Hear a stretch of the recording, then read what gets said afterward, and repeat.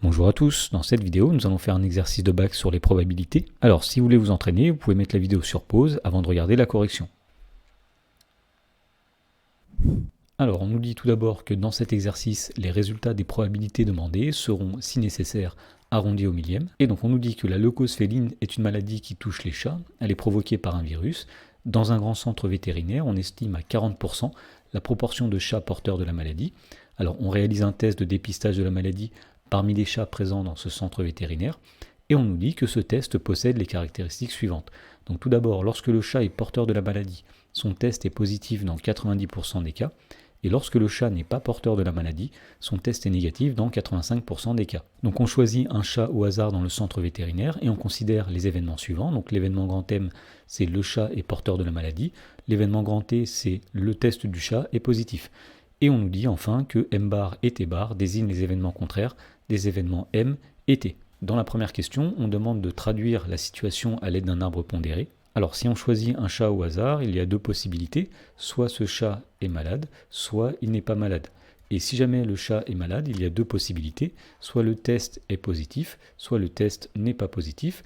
Même chose, si le chat n'est pas malade, soit son test est positif, soit son test n'est pas positif. Alors puisqu'on nous dit qu'on estime à 40% la proportion de chats porteurs de la maladie, eh bien nous allons dire que la probabilité que le chat choisi soit malade est de 40%, c'est-à-dire 0,4. Et donc puisque l'événement M bar est l'événement contraire de l'événement M, sa probabilité ce sera 1 moins 0,4, c'est-à-dire 0,60. Ensuite, il nous reste à inscrire les probabilités situées dans la deuxième partie de l'arbre. Alors ces probabilités-là seront des probabilités conditionnelles. Par exemple, la probabilité qui sera ici, c'est la probabilité que le test soit positif, sachant que le chat est malade. Et bien justement, dans l'énoncé, on nous dit lorsque le chat est porteur de la maladie, donc sachant que le chat est malade, son test est positif dans 90% des cas, donc la probabilité que nous allons inscrire ici est 90%, c'est-à-dire 0,90. Et donc nous allons inscrire en dessous la probabilité de l'événement T bar sachant M, on va tout simplement faire 1 moins 0,90, c'est-à-dire 0,10. Ensuite, on avait une autre information dans l'énoncé qui disait que lorsque le chat n'est pas porteur de la maladie, donc sachant que le chat n'est pas malade, eh bien son test est négatif dans 85% des cas. Autrement dit, nous allons mettre ici la probabilité 0,85, qui est la probabilité P de T bar sachant M bar, et donc au-dessus, nous allons mettre 1 moins 0,85, c'est-à-dire 0,15. Dans la question B, on demande de calculer la probabilité que le chat soit porteur de la maladie et que son test soit positif. Autrement dit, on veut calculer P de M inter T. Alors, il y a une formule qui permet de calculer cette probabilité. P de M inter T, on sait que c'est égal à P de M fois P de T sachant M. Autrement dit, l'événement M inter T, eh bien, c'est l'événement qui est représenté par ce chemin dans l'arbre. Donc pour calculer P de M inter T, ça revient tout simplement à multiplier les nombres 0,4 et 0,9. Donc P de M inter T, c'est 0,40 multiplié par 0,90. Autrement dit, la probabilité que le chat soit malade et avec un test positif est égale à 0,36. Dans la question C, on demande de montrer que la probabilité que le test du chat soit positif est égale à 0,45. Autrement dit, on veut calculer la probabilité de l'événement T. Alors pour calculer cette probabilité, on va appliquer ce qu'on appelle la formule des probabilités totales. Et donc ce que dit la formule des probabilités totales, c'est que si on veut calculer la probabilité de l'événement T, eh bien il suffit de faire la somme des probabilités de chacun des chemins qui vont jusque T. Autrement dit, P de T, ce sera P de M inter T qui correspond au premier chemin ici, plus P de M bar inter T qui correspond au deuxième chemin ici.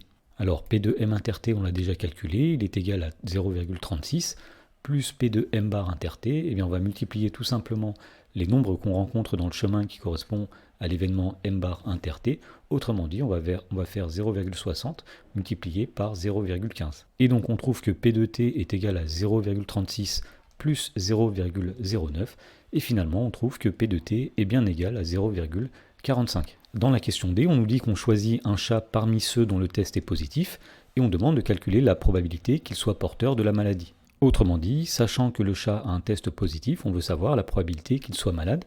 Autrement dit, on va calculer ici la probabilité que le chat soit malade, sachant que son test est positif. Alors pour calculer une probabilité conditionnelle comme ceci, on va appliquer une formule.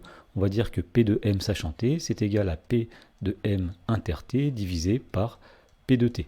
Alors P de M inter T, on le connaît, c'était égal à 0,36. P de T, on l'a calculé, ça vaut 0,45. Et donc on trouve finalement que P de M sachant T est égal à 0,8. Dans la question numéro 2, on nous dit qu'on choisit dans le centre vétérinaire un échantillon de 20 chats au hasard.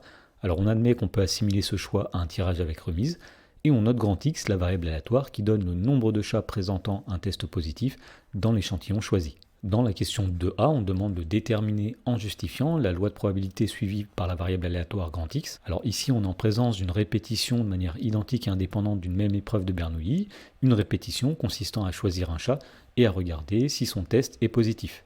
Donc on va dire ici qu'on répète 20 fois de manière identique et indépendante l'épreuve de Bernoulli qui consiste à choisir un chat et à voir si son test est positif. Alors les épreuves sont indépendantes puisqu'on nous dit qu'on admet qu'on peut assimiler ce choix à un tirage avec remise.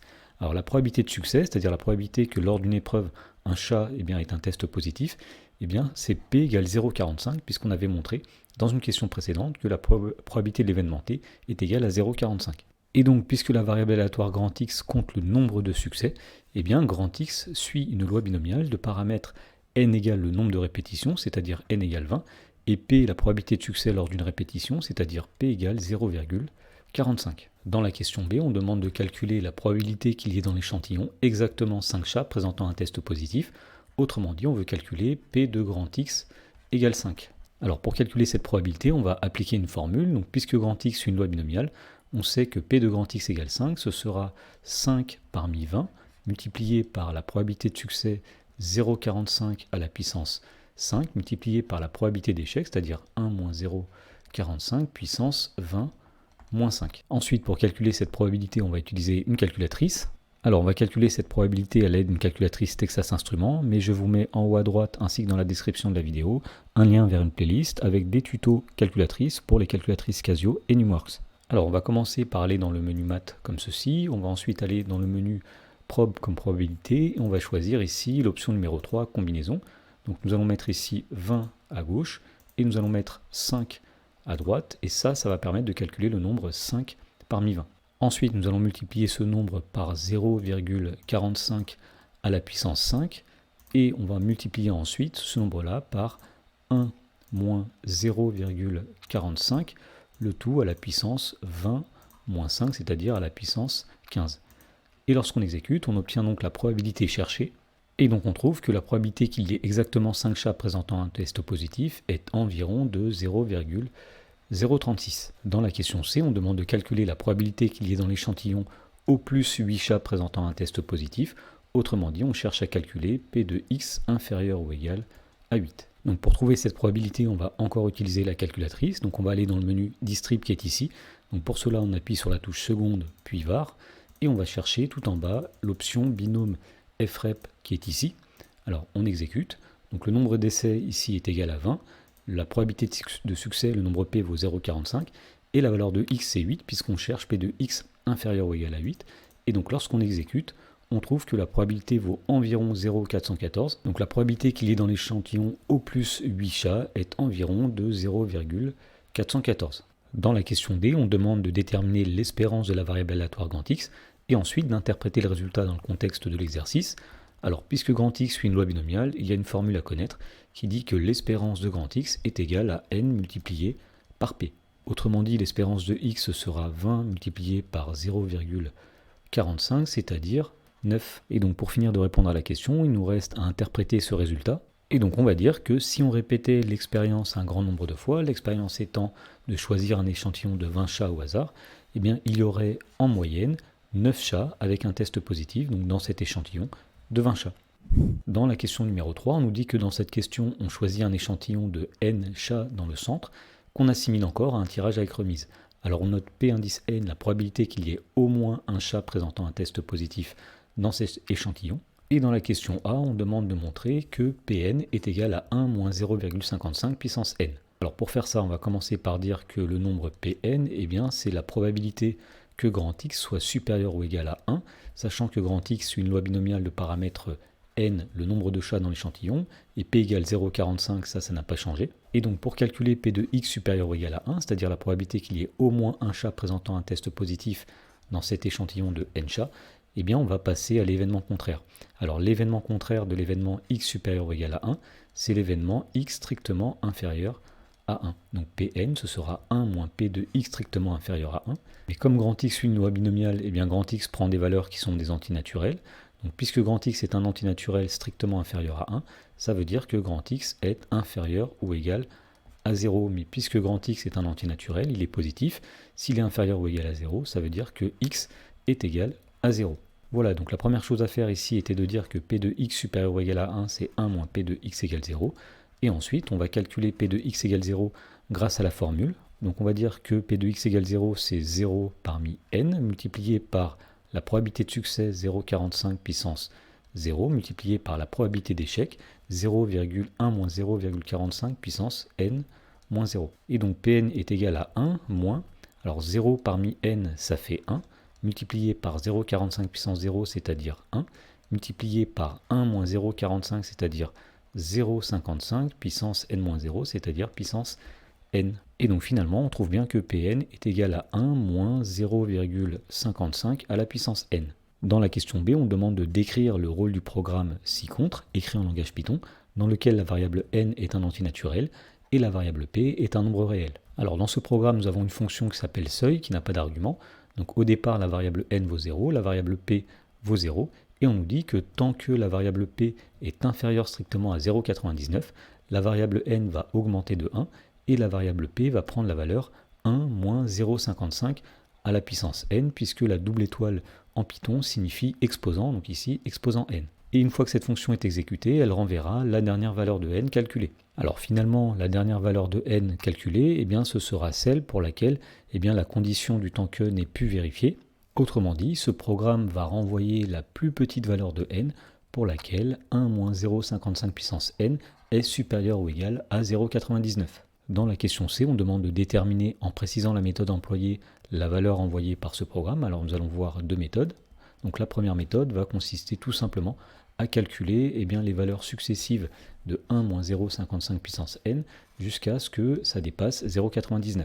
Alors par exemple, on peut faire ça avec une calculatrice. Donc ici, on va rentrer l'expression 1 moins 0,55 puissance x. La variable x finalement va représenter n. Et on va faire un tableau de valeurs où on va faire partir le nombre x de 0 et l'augmenter de 1 à chaque fois. Donc on va faire ici seconde def table, et donc on obtient ici le menu de configuration de la table. Donc au départ, x vaut 0, donc on met un début de la table à 0. Le pas de la table, ce sera 1, puisque x ou n va aller de 1 en 1. Et ensuite, on affiche la table en faisant ici seconde table pour cette calculatrice.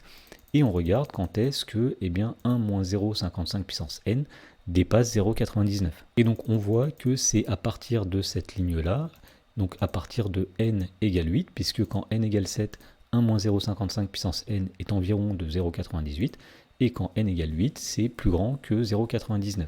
Et donc on va dire qu'à l'aide d'une calculatrice, on trouve que 1 moins 0,55 puissance 7 est environ de 0,985, et que 1 moins 0,55 puissance 8 est environ de 0,992. Donc ce programme renverra la valeur 8. Ensuite, nous allons voir une deuxième méthode pour retrouver cette valeur de 8. Donc cette méthode-là, ce sera une méthode algébrique. Finalement, on va résoudre une inéquation.